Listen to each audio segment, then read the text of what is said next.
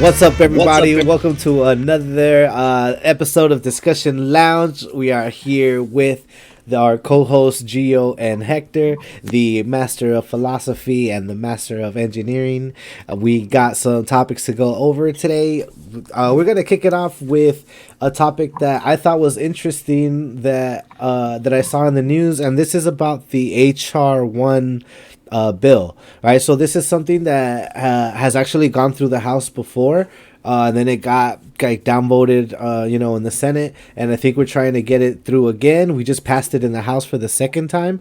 Let me just break down what it is, and I think it's something super important, and also something again that shows that the Republicans don't have the best interests of the people out there. Anybody who's interested in voting, right? We've seen that they've been voting no on these things like 15 minimum wage. They voted no on the stimulus, so they're just voting no on anything that has to do with helping the people. So this is the name of it is actually For the People Act, and it's about 800 pages, maybe more. So this is kind of the stuff that's in it, right? So national system for auto voter registration.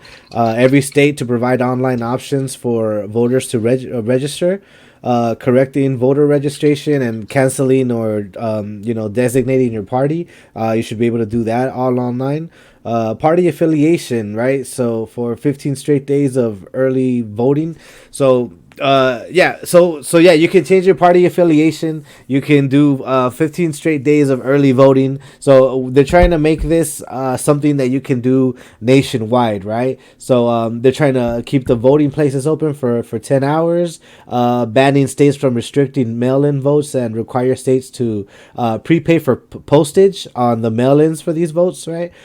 Transparency rules for political ads, ending gerrymandering, which is something super important, right? These people get to whoever wins gets to kind of designate their own map according to all the voters in their district, and that creates unfairness in the voting procedures there. 10 years of tax returns now are going to be required for people that want to run for office. And yeah, like I said before, this got zero Republican support, and this is, I think, something that should be like the federal baseline nationally in every state. I don't think there's any reason why different states should have different rules. It should all be one solid thing all the way through. That way, I think it ensures that voting is copacetic as best as possible. Let me throw it over to Gio. What do you think, man? Yeah. We know that the Senate is going to take up the bill in the next couple. I think next week. So we're going to find out how that goes. Um, it's questionable what part of the Democratic Party is going to do. I know if it didn't have any support in the Republican House, then it's probably not going to have any support in the Senate. So we'll see how it breaks down amongst Democrats and who's going to try to push some bullshit.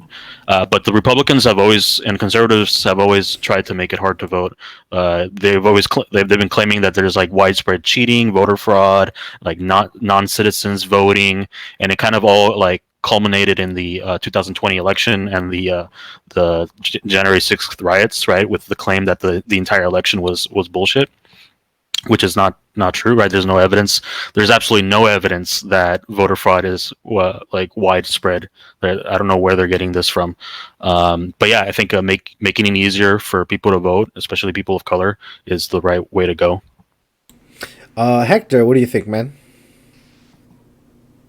There's a couple of things that the like you said, it's a 800 plus page bill, and it's just jam packed with so many things and so many changes. There were a few, well, not that you missed them, but there's a few other ones that are kind of more that resonated more on my end, that I think I see a significance, especially moving forward. You have another thing about another thing in there is about people that are, I think, 16 and 17 years old are able to register early. That way, when they hit 18, right, they don't miss that chance to vote, because it does happen, right? Certain people have certain birthdays that either fall close to it or after it, and it just makes it that much easier for them to get on board and have their voice heard. That's one. Second one, I think it provides it gives back the privilege of voting to certain individuals who have been incarcerated. So that's also, I think, a very huge step in terms of like civil rights, right? Because traditionally and historically, we have been stripping away a lot of freedoms and rights to individuals who have been incarcerated, and then they come out after they do their sentencing, and it almost feels like they're being punished again by having to not be able to do certain things, right? That some of them don't even are able to get certain loans. Some of them are not, like, some of them want to go back to school. They can't get student loans because of certain felonies or charges on their record. And again, it just feels like a double whammy, right? Like, you already served your time, you did it, and then you come back out and you just have to face society with this. So again, it is a huge plus, this bill. I did see part of the Senate, Republican Senate's speak and voice what they have to say. And I don't remember the guy's name, but this dude, he's a Republican, right, senator.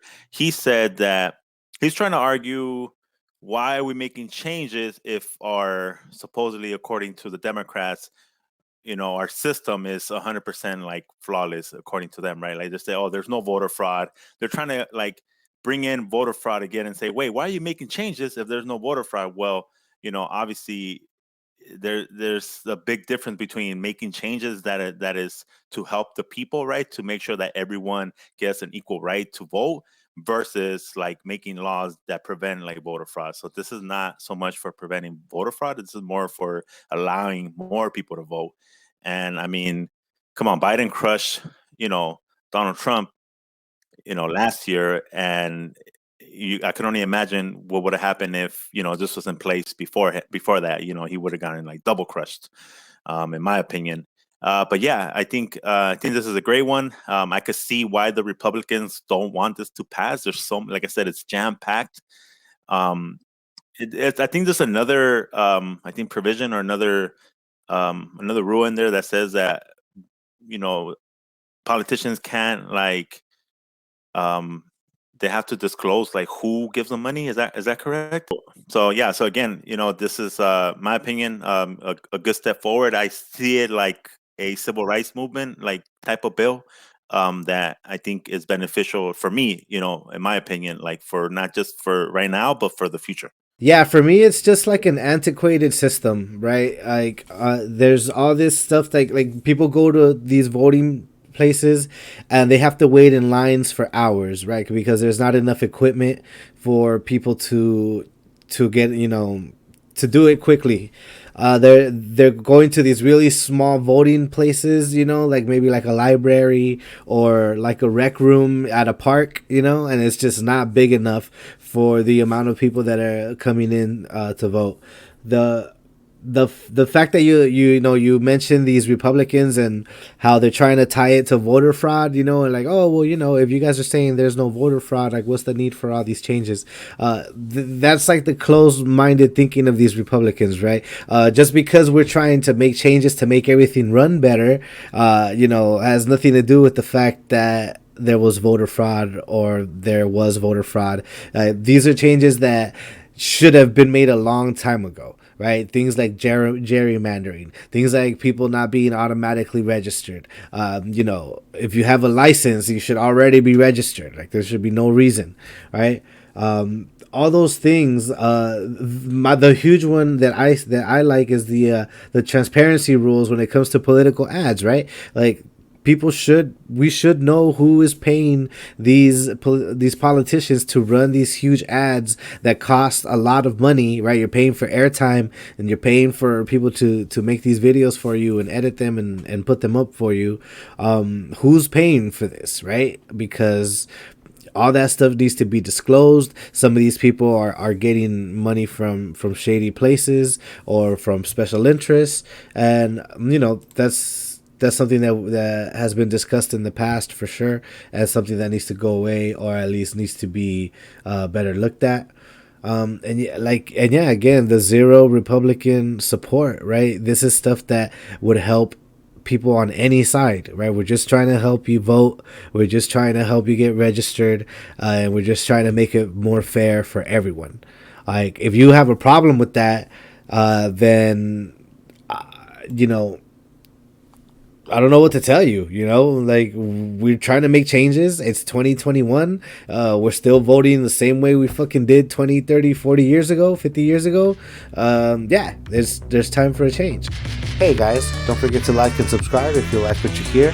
And if you want to hear some of the issues that you care about discussed on Discussion Lounge, go ahead and drop them in the comments section.